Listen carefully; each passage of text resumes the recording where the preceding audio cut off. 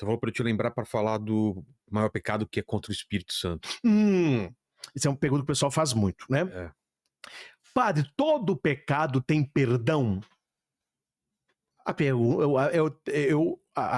você tem que falar assim, depende. Depende de quê? Se a pessoa arrependeu. Se a pessoa está arrependida, todo pecado tem perdão. E o que é arrepender?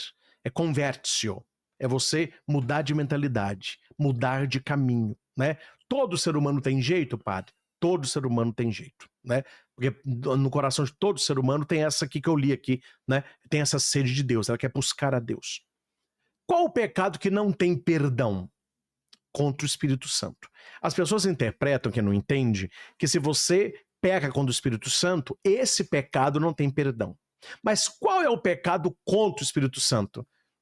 É você ficar contra o Espírito Santo, que quer fazer na nossa vida uma obra de salvação, uma obra de redenção. Ele é chamado de Paráclito, ou outro Paráclito, né?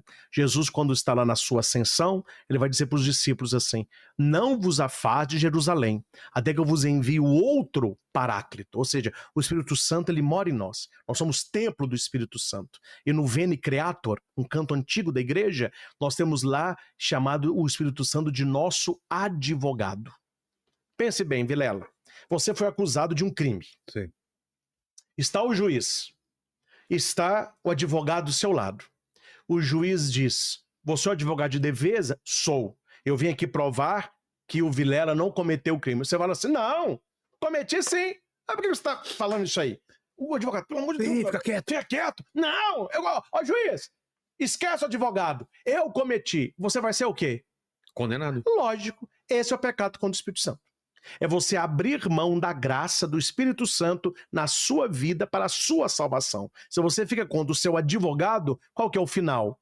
A condenação. Aí não há salvação. Esse pecado não há perdão. Você fecha o coração à proposta de Deus que passa pela unção do Espírito Santo.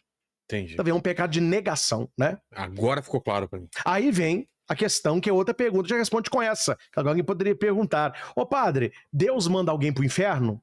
Não. A pessoa, ela se condena ao inferno.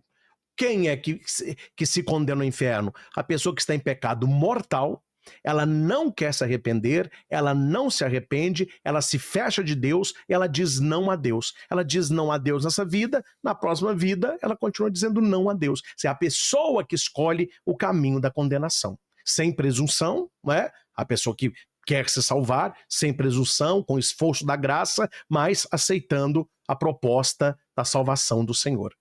Né?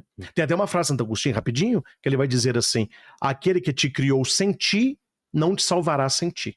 Quer dizer, Deus te criou sem você, mas para você ser salvo, ele precisa de você, de quê? Da sua abertura, da sua doação, né? Da reta intenção.